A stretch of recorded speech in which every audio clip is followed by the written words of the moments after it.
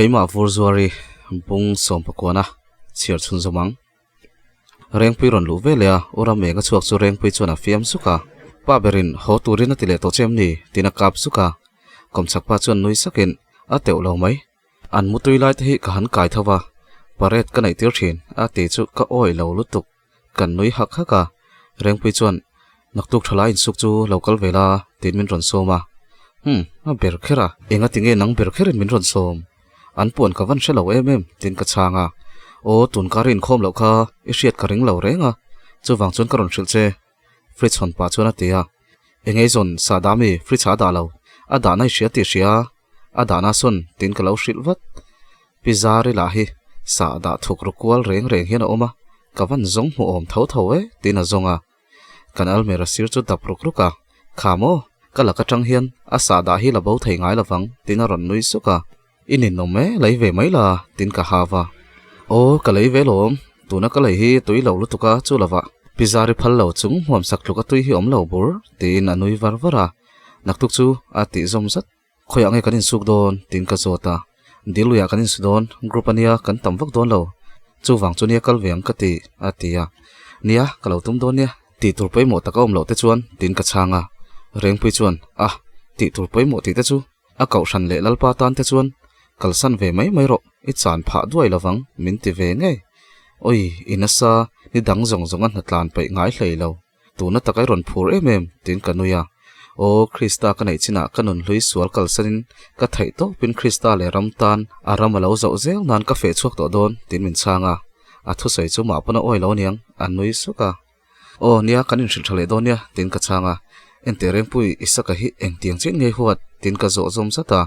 reng pui chuan itimake a ka holo shim nangma ka ngai to chia chu wang chuan itan ka du lo mai ni nangte chuan mi fel tak le tha tak I phua an ni ang roi thlereng hi chu itan chuan ka du poi lo che atia I sha chiang lo ni kha tuna phei chuna roi ngai to lo asim to lo chuan aswal lo boka min duat we wasin tin ka chang le a reng pui chuan a haulu tuk chu tiang mai experience nei to ka ni hi kan palui po kha thlani ngot te zu ngai der theinia kan hanin nei chia an rui sual hi kan buai reng mai ni ani phei kha chuan a rui lai kot min thla kha ching le ngala isaka po hi chu tiang chu ni lawang ti hriat me lo ania a thina chero pui boxi ka soi chu mi pa chu an du na chuan anin thup thei lut tuk chu wang chuan rin ngot tur ani lo a ngai ri chu ti kha ti ve lai chuan a ti ngai lo to phi thana fu ber se na te khu chuan rui thei thila ti lo shim ania chu wang chuan isaka ka huat wang lam ni lovin I thatna tur ka du wang zokin ka soi thin zok ani a ti siama ani chuan isaka chunga thil thalo amwal phau theina tur khop chu iti du don lo ni mo ka tia iti mak thei chu tiang ka ni ring ni chu tiang tur khopin ami malin ama ka hol hei nem lui sang chuna tia a that lo chu chani ne ni nom dun hi chuan ama te hi in ngai melu tu khian ka hre thina ka ti chu chani poni tho chutin ami malin isaka kan ngai lo shim ka hodon naktuk chon ka ron panang che bekin bulain kha khom turan ti kha atia achuak zoya reng pui chu pon thleng ka watha anin lampana kalliam nu chon van lam hoin ka ta ka van zola chon arsin pe un mai zanin zat chu khuwa thiang hle mai furchia re thana khuwa tui hul chho thana boruak op cher chur po are chawa fawang boruak aron her chuak le don tareng mai kan upatel tela kum khathi aliam chak tel tela kumapung chak tuala ton hriat kan nga tial tiala kan bula tur le an bula kan na tur she tur khopin ril rufim kan nei chawa mel hriat kan nga tula thian an tlem tiala thian tha phei chu kutrang thlia tham lek tlem te chau kan ni chu tiang mi tlem te zinga chuan reng pui le chani hin oma chu wang chuan an ni hi chan ka hlau emema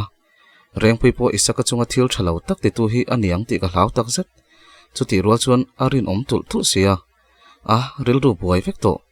thalai group chu kaina naktu kain suk tur chungchang chu an lo soina sa group vela lu hi ka pei lo lu tuka min mention ani lo phei chuan ka lut ngai mang lo status up le mi status envel mai hi ka WhatsApp khoi dan ani permaya chu tiang ani lo chuan ka thian te nen ho tak soya in biak khani le to pa tun hai hian isakanen kanin textin kanin video call vena so dewa chu ni deuh mai ina chuan ka lut thla ka ti tur nei ho chu ka ti mol mola naktuk lama ka insuk ve don chuan thil zor tur siam lok vak ka ngai don lo wangin zanin chu khoi tur ka nga vak lawa roma chuan story ngai thlain kamuzal mai maya dar ko vel chuan kapi lenga ron hoa a hlau thon melutuk min ron aw chunga enge tin ka chhon wat khoyang e om roma hian tom tlat sia su a ron ti lar lara o atlai to em hi muta hun to lom tin ka chang wat huan pu kha kong si ra thi hnuang in an char tuidam ko nga a ron ti tamai mo ni chin po khan kanin besia tin mak ka tilutuk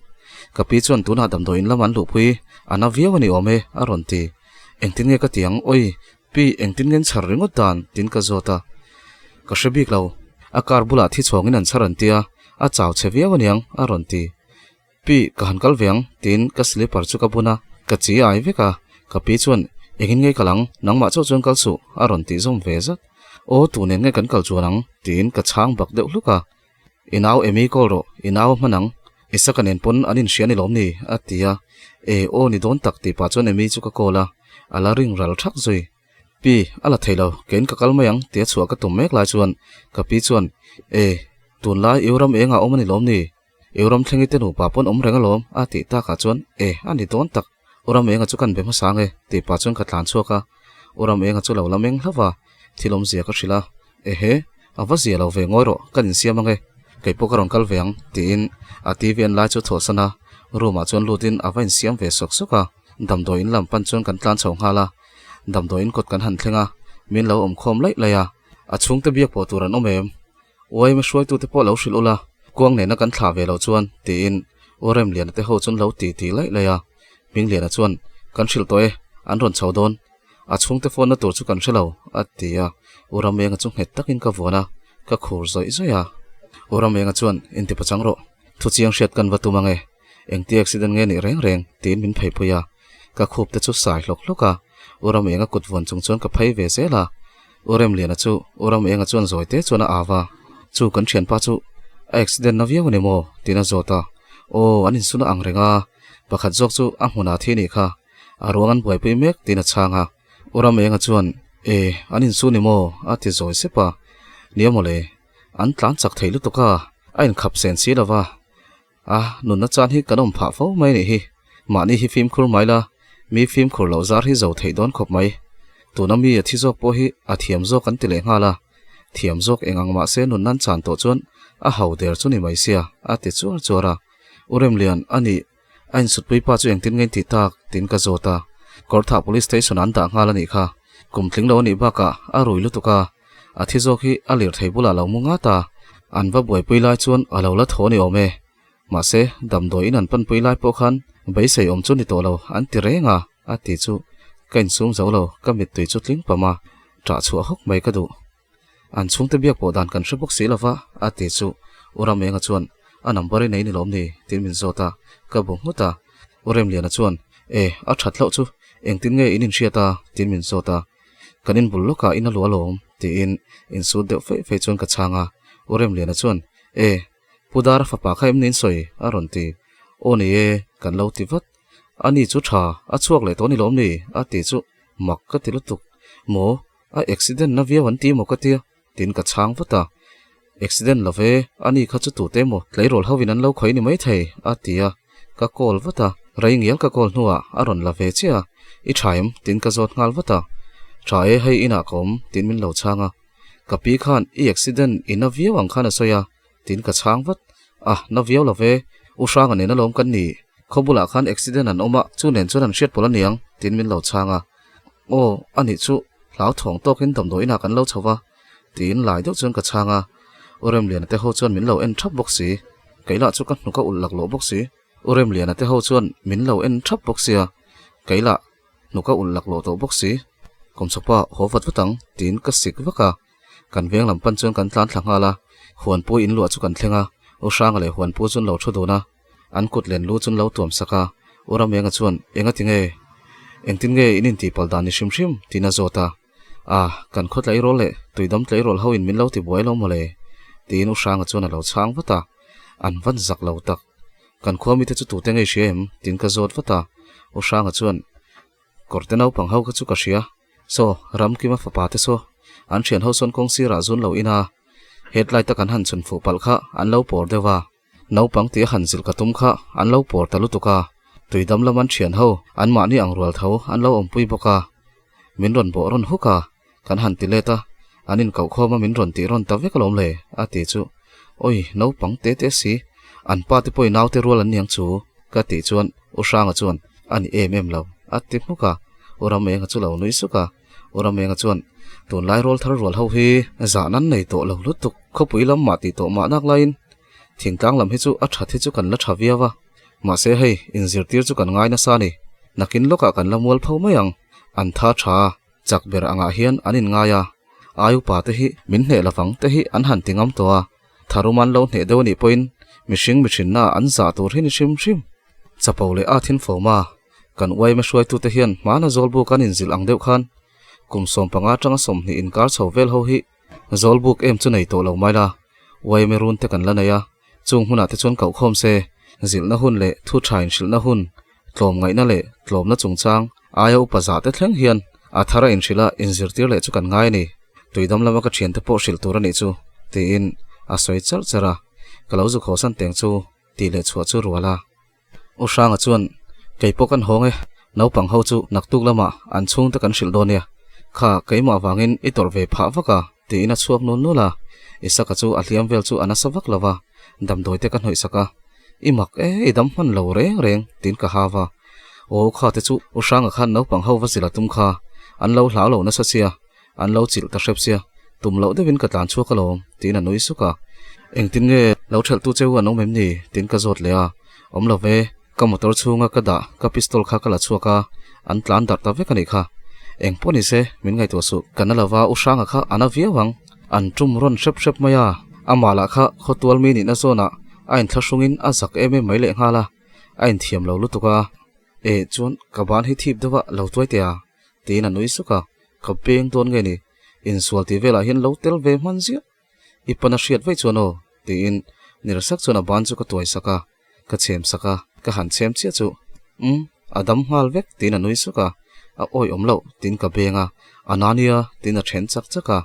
emi chon min ron kola o enge min ron kola tin min ron zota a engma karon ti sual ni kha tin phone chu ka off da ya ka hoa ka pi chu thilom zia vel le thil then dan chu ka shila tungai khatiang khan shil reng reng che tin ka zota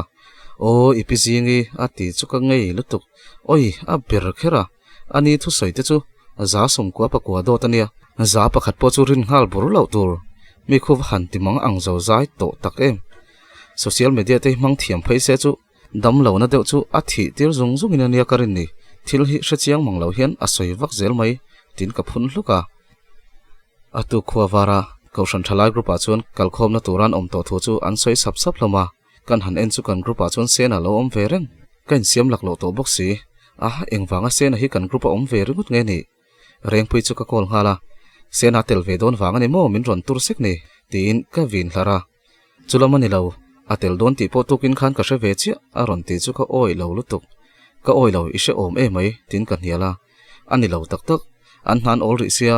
a motor ron tho chopui don aniang kan group leader nen son anin hre thalom ati ta ka chon owana nen khan anin zui ve zuk zuk tak ani mai theini tin ka ngai to le ta ka van phur lo tak ka pi chon ni tlayang e kal to ro tin min lo tur ve se ka ani la hi a man ho thin siamo kan siama in nga khom na lam pana kal ka tum ka chuak che chu esa ka chon ka thunga tang chon a motor hona ron petuara ka hoi chawa khoyang e kal don tin min ron awa ni zana ka soi ve kha ka ti chon e ni don tak khoyang e nin nga khom don kha a ti zom zata biakin bula tin ka chang vat tiro kalo thang che loading ro ti na ron tlan tha ka bula ron thlenga na tlang tur si van in chei ve min ron ti a oi om lo ve ka in chei lo shrim shrim tin ka mai chu ka tuaya ka ti mai mai ni kha email thalu tu ka in chei mo ka ti lom a ti supa I over ti pa chona dara chon ka benga ka noi suka pon lam hoin motor tuk ver chu ka boa isa ka po in chuang lo chuan lo in su ve dei la tin ka soma kan ka shan point ang silawa mani cậu sana po kanin khom pe lova midang cậu sana lo na tlan vel kha a tai mak thak e mai tin min changa biakin bul kan thlenga sena ho chon blanket vel chon lo da luta isakan sena mu chia chu so soi nge ti ve don tin min zot ngal aron tel ve don ani so kei pon zinga tangin ka hre chia tin ka changa a hlata omang cho karon kal ve don e moni le a ti zoi so pa local ve dai la tin ka chang hal a za thak bok sia chanchin mi lo hril ring don ya a tia reng pui chon min ron aw vaka isaka chuan kan kalange tin min khalsana kanin paya dilui lam pan chon kan tlan tha a mun kan thlenga tuiluang ri her her te chu a ha dam thlakin a mun thoveng tak te chu anuam tak set in suk na mun tur chu kan siama kan tran ngal mol mola in supa chon fiam thu te thoin kan ri dar dar renga dar som pani vel chuan thil ai hun trepa ma se hai sarfi kanin talo tlat maya mol thoma a tu emo ber bike emo lir thei keng khan in han lam lok mai don em ni group leader chona han tia sena chon rang se thian sang zol nen kan han kalange a lo ti fata keng ngei lut tuk kan ner saka room tok chon kamila reng pui chon e nia lo han kal mai se ni mai lom ti na lo tu ni ve fata reng pui chu midang hriat lo chon na tokin ka sika midang chon engma hre ve hek lo ani mai lom so fatu te po anin pe chepa in ron thlen chon thila ei thei tong lo han tlom ngai lok mai ula tin min mel rola ka pe lo han ti kha anuam to bok si lo phu lo zet chon ka dinga ani mai lom tin ka thawa mol thom hi dilu atang hian kem thum vel lek ani toin ka ring bru hau khwania chulam pan chon kan kalta isaka motor khala chon ka chuanga kan ngoi renga isaka chon gospel la plain a zai pui vela a beng chini tem tin min zot le thina tilave ka ti mukha even lom lo mel ve kaltura ka som chu ilom vak na nge min tia lom lo po om lo ka ti le maya kain su ve thiam vak bok si lova kalmai kha thazokin ka ria chuan mol thom khom na ka hre bok si lova ka mel thria tom chun ka som ta top cheni kha a ti chuan o poilo enga ma ka ngai lo ti pain phone chu ka khoi mel mela sena chuan ni zan chu in pa no pangin an khoi lo a ron ti le engtin nge hria ta tin ka zot fata an soina salom no pang ho po an thin rim viewani ome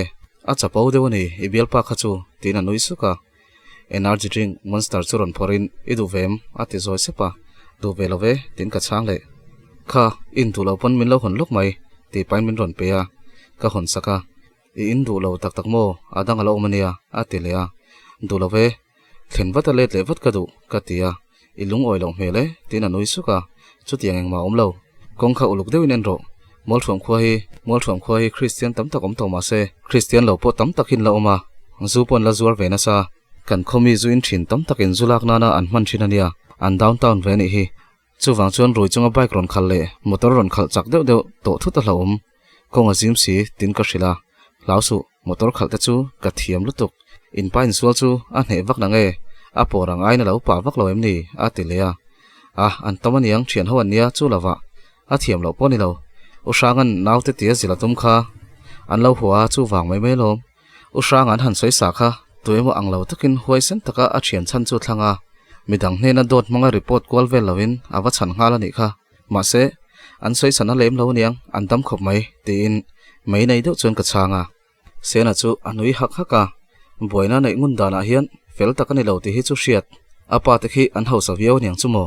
ming chewak lo hian police thleng lovin a boina hi an ti top mai zela atia ka shelo kan thleng tre pania ka tia ka phone khalo phor lokte atile khoya ngei da tin ka zota kha khalai beka khan ka da tina ko ka a bek chu ka wala a phone churon phora motor khal chung chuan a khoi mol mola kha hei hi an lokte atia engeya tina phone chu ka ban ve maya emi le saka thalak chu min entira emi in lua an thut dun na vel pona tanga thalak ruk sak chu min entira a ho e mai nang po kan in iron leng tholom tin ka changa nia ma se ke chu tlangwal in nula ka ri mani maya an ni chu in hol ton nia in rim ni lovin anin ria chila ang zok tlatani atia toison zel ta che atile ka toisona isakan emi ko lai thalak chu oma emi chon akut le lam chen hung lama dain isaka chona wakwa kha ken pelo tin ka pewata in pa chu asoi angani wak nange ka soi to kha hetiang mi hiring su thingtlang nu lai nia helama in khuwa hi chuan a hmanga ina duang che ma se he khuwa hi chu san huna nangma lo midang tam takanai don lutuk sum hmangina du du thing thayang chu ani te chuan sum hi an ph tu isem her ho vel mai mai lom chu wang chuan a kho har in hnem na vel mai ni ti hi pom top ro chu wang chuan thin lung zong zong a du tu che keima hi min ngai sakla kalam lo hoila ka thin lung thu soi hi ngai tharo ani ang em chuan chungte tanga ro chun tur ro pui chu nei velo maila ka thorim na le taimak na zara na thave tok tak kaneya lopo atlem em bik lawa ipinen hadam takai nom theina tur khop chu ka thok chuakang tin fa u ber kaniya indang tur thau kaniya in khwa po hian kanom dei thayang na thila ka chuale idin lamai lo han let le thinanga ti in a ti bua a isoi ho e mai hei kan thlengania khi khilai lok hi dor chu ni mai tin ka ko ka dorlam chu kan pana thil chu kan leya ei tur vel chu min lei sak tral boka dilui lam pan chuan kan le thale ngala kai chu a thil soi vel enga ma ngai long chuan om ka tung viawa ma se a har sa ka te isa ka chuan emi na khan zan khat ba ka kal lo ti sia ani hian min lo bum reng emani tin ka ngai tua dilui kan thlen le point kom chu nuam thei to lo thil te kan aya kanin su zawa a then luya chuan an chenga sena chuan cheng vela tin min ron pana ka kut chu ron vona kalro ka pai lo ania tui ka cheng thiam lo tin ka chang huka midang chuan min lo nui dar dara sang zoli kha chu som du su a kong chin tuye dai pon a tho ka cham don tin min lo fiama ani tak tak boka tui ka thiam lo lutuk hi chu ka kong vela thlen to hi chuan ka chi ai vek zel ti chuan tui vel an chen zo chuan anin da fela kan kholam chu kan pan le ngala zana chuan isa ka chu ron lenga engma phei chu ka lo zot lem lova ma se ama chu tun ma ang khan ka ring bur thei tamia lo emi po chu ka thik zol emema isa ka chuan voini in sui ron ho chu I chaw deuem ni imu ta van fu lo mel ve tin min zota fu lo lo ve chawna vak tur om hleinem nang ngei lo ti zok tin ka zota ureng anen u sang kan zukana alo chaw deu ni ome atia ani chu ani nak tu ke ngei tiang tin ka zot leng hala ka shelo le huan lam ka watlo ve to mai theini tin min changa zandang ang bukin dar ko vel chuna holeya a ho nuwa kanin text leya kanin muthil san le maya chu tiang chuan kanin kop chho ve ngar ngara emi ron om to buk nen sena thil min shil le mu tir nen khan karil ru chu phir hle mai reng puila ka thei thlai ro reng boka tun lai chu mani to ka ril ru ha na ka ngani bazara ka thua akimi chu kuwa vel milo khe pui turin ka tia ma taka chuna ron chuka chani school kal tura ron koi boka kan thian thum chuan kan ti mel mela akimi chuan tun lai chu star thar ka nei ve tlat mai ati chu chani chuan tak tak mo tunge ati ngal kai po chuan akimi chu en hoin tunge kan khuami mo ka ti ngal akimi chuan teulo abela ania ati sup tu abela tin ka zot ngal wat ama sumo driver ti mi kha ati chu chani chuan oi thon thu hi kan pel thei lo re reng tiang chu ni leng tar don tin an nerna salutuk akimi chuan oi apa si a cute box si ka do ni top mai atia ingai thave chiami ka ti hluka o ka ngai thapai ngai lawa tuna chuan azuna ka siami pachuaw atia chani chuan I thil soi lai hria thiam har thei si tin lo vin hluka kai chu ka lo in rol wat o azuna ka wai tin ani mailom siami pachuaw mana pi pu oi sok kha ka lo ti wata a reito a thil en hi hlui thei si a thar ang mai hian phur tok hian ron soi ve waka tin a ang hlaka chutia kan ti lai chuan naupang hon ron thlenga ani anun chocolate wa baroti mate chuna ron ti phai reng puile abi po anon in nor phei ve naknaka abi chu ron men na salutuk mate chu enin ti hian inu hian baro atiringota apek lam hi chun ngai sak box si lawa ti pain ka peya abi chuan min ron melin amen na sa zual lutuk oi abi chu nga tinge anu khana haw chemi ka tia ain sut fe ya a trap chuak reng pui chuan trap su anu te huwa trap tharle ka penang che ka ti kha abisak ikal don thau tin penatuma khoi mo local te I thin hi chasia engama ma hian vin ngal lur zel su ti pain abi chu ka kai phaya min mu chu tra chuak tharaniang a trap ngal enga tinge a isolami tin ka zota homework ka ti du lawa school kal lawa tuma kan ron in tir lui ni kha a lul tuma chua hi chuan a ha thlak lutuk kan ron in kai chhona salutuk kan ron in nor chhona lama ka thlan te potlak vekhi ka vel chak thina nia tin anu chu ang hlaka akim chuan I thlan atlak vek chuan thlani nei to lo ti na mi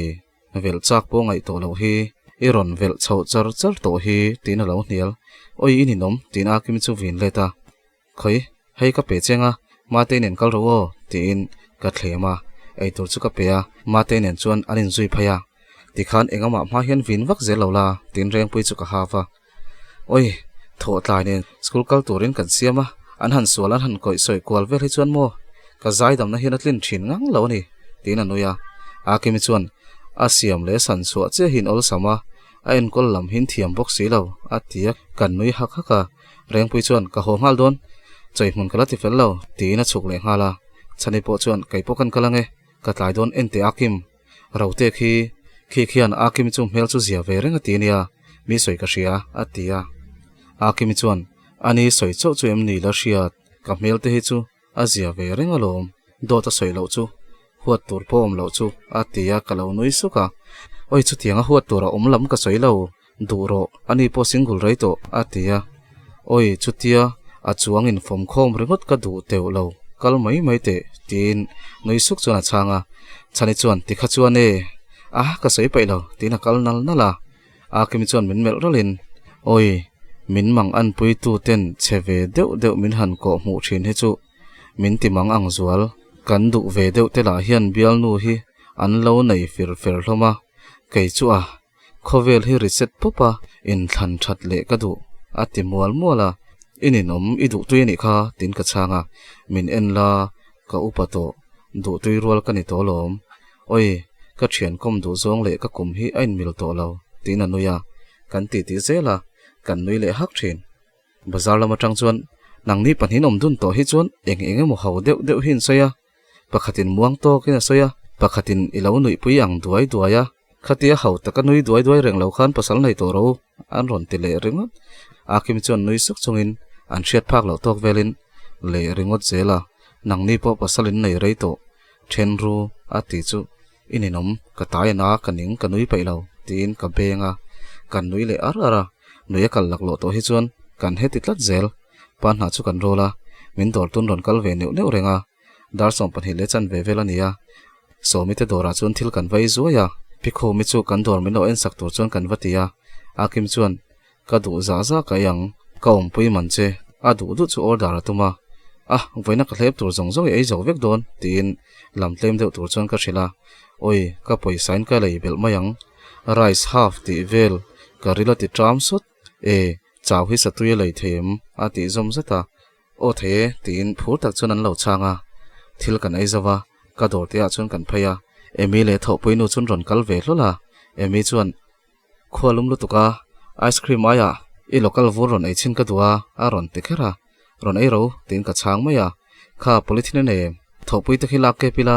somnga man lo loin leyang atia ka pek saka thingtlang vur chu han ei ve chinela magic te hi ilo tela ni lo mo mi pasal tur indu tirna tur tiang vel chi ati khero chu kamel roma akimi chuan mani pasal tur poina han du lo chu kai ai poin ka khongai lak lo ber hi lo thei lo ni hi single group a kalo lo ma che kalo etir don che em ni reng pui kalo etirang che no thloi ang deuh rewa chiar thei poi ni tho chu zozial tron molmol pa chon lo tia akimi chu an thian dun chon rum dewa melin an kala emi chuna phei ma deuh chuan october thavela thu thar enge moina deng tu tang che tin mel ngai om deuh chuan min ti khera chan po ka chang pe lo akim chuan awa han zak lo no pang te si kala sui tak takang atil luka om ve mai ro se nang ai na van doi jok nang chu du turi mulawa ani chu aduina du lawania tin ka fiam thu ve zuya tlangwal ram thleng aron kala mana akimi ne na school kalai kan dem fiam thinania school te chol nu khan anu na dai sol ve dawa kan ma chuan ron dingin rawi zozial min lo bati rokte aron ti cheng som man chonia paisa nei lo mi katia nei lo vulsen kalo lei de ya ati chuan kai ma pho min dor du lawa heta ron bati tum le thawa kati chuan izor ti ka shalai nem atia oi ishalut tuk ni tin hela hi ron kaltlang mi zong in vur zuari min tia lo hriat lo kha oi om lo mai kati mol mola sorry khoi khoi takin ka barai lawang kim inei lo mo atia eng mo alo ti ha cheng som lek min lo puk tir te zozial leina tur atile akim chuan cheng so min ka dei lo tin lo chang ram thenga chuan mana khan ti pain akim le kai chamin ron mel zuka amit kawa san zu akim chuan i chem mai no pangin dem mai ni kha soi chuak ve zia su alo ti hluka ram thlenga chuan a hun lai kha chuan kan za ve the em kha kan hanin bengam lo nge ya le kha kan hanin thon nge ya ati chu oi ani mo chung thleng ka lo hremi alo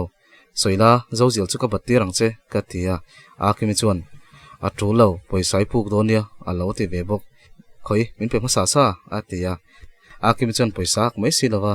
ka poisa te chu puk min dil ve le chong keila chuan puk tir ka phal lo ka phur ro pui si zojil chu ka pe a kimi chuan hei ram thleng soimia ati man tro ka ram thlenga chuan love letter kha kan fly ve ngai ni mi min chaina chu khoder zelila ma se sunday a school tlanga ti vel chu ni ka mu tira tang che khan ka thin lungi lu khat ati chu akim chuan oi lo e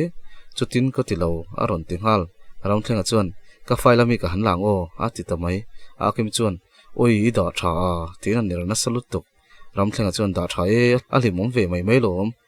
kan film en vela kan le khathon angkha kan le khathon ngai thla kang khani main ka sia tina soya akim chuan kalphote kaning min ti mol pho ate hluka ram thlenga chu nui vur le che fu in ti mel za chuan kal nal nala thil bat po chu aman phei chu min pek po ka ring to chuang lo nang pui hi lo ler ma sabir zo kan hi tin kanuya oi khang lai kha chuan in chai ni deu reu angkha min chai wang mai chu te chungpon kanin ngai zong chuang lo ati pa deu nia ya hei tuna po ila lai ni kha isen up apalom tin ka fiama ininom chane bula te soyange busy ngi nulat lai ni khi a soi dar le vek mayang atia ani engtin nge ron thon ve che tin ka zota a soi du lo na sa ka zo renga wang chuan ka hre to lo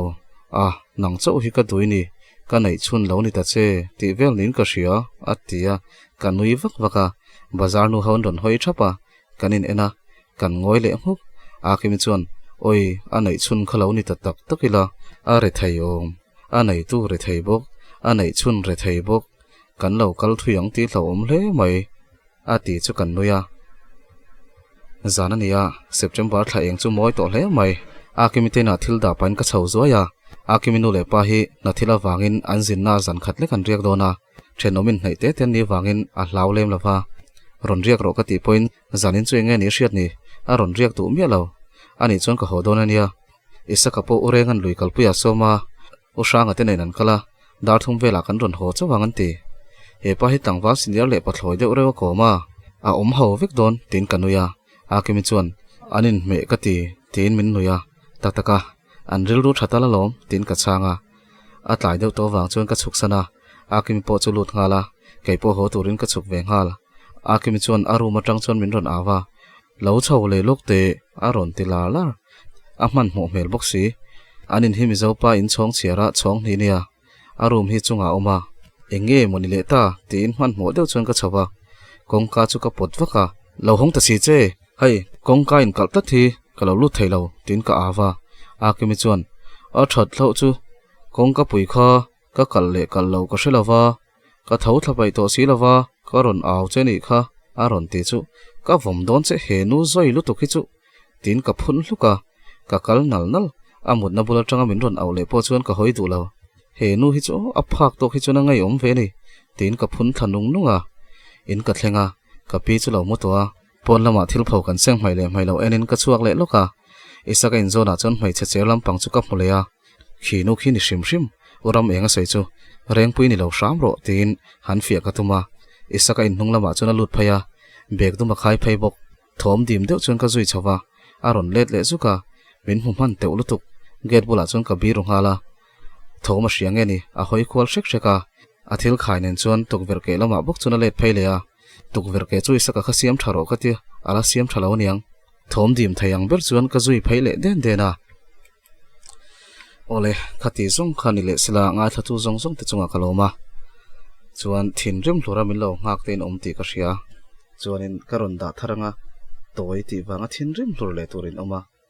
chuanin alak lo thei lutuk nuti ge chuti khati ti turin om le boka chung ho zong chunga po chuan kalom veka chuan atopa soi du azel su ti in om le dona chung ho po chu lom thu ka hril le chuwa chuanin ron regu ve deuh te ti nom le dona chung ho chung a po chuan kaloma da sei ve deuh thin la ti tu inom le dona chung ho chung a po chuan kaloma